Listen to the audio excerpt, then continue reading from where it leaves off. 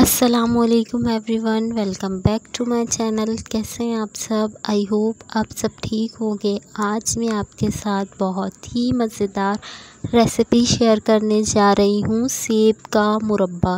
بہت ہی آسانی کے ساتھ یہ تیار ہو جاتا ہے اور بچوں کا تو یہ فیوریٹ ہے۔ آپ بھی اسے لازمی ٹرائی کیجیے گا میرے طریقے سے۔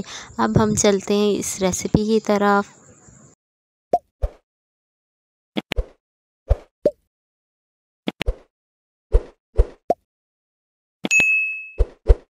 یہاں میں نے 1 kg ایپل لیے ہیں، جسے میں نے پیل کر لیا ہے۔ اس کا چھلکا ریموو کر کے اسے میں نے 4 پیسز میں کٹ کر لیا ہے۔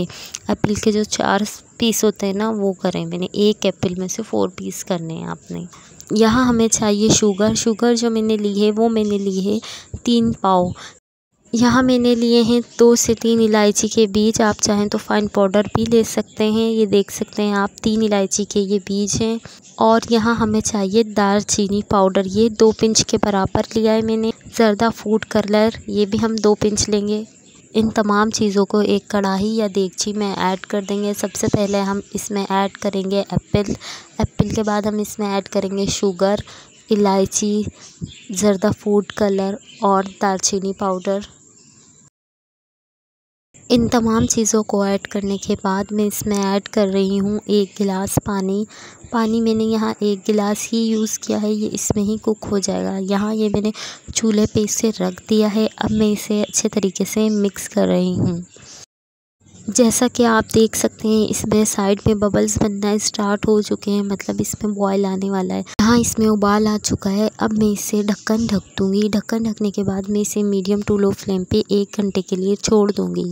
1 گھنٹے بعد دیکھیں، میں نے دیکھا ہے یہ فلی ڈن ہو چکے ہیں اور اچھے طریقے سے پک چکے ہیں۔ اب میں اسے سرونگ ڈش میں نکال لوں گی۔ بہت ہی آسانی کے ساتھ بنا چولہے کے پاس کھڑے ہوئے یہ اچھے طریقے سے پک چکے ہیں۔ میں آپ کو بتا نہیں سکتی، یہ انتہا کا لذیذ مربہ بنا تھا۔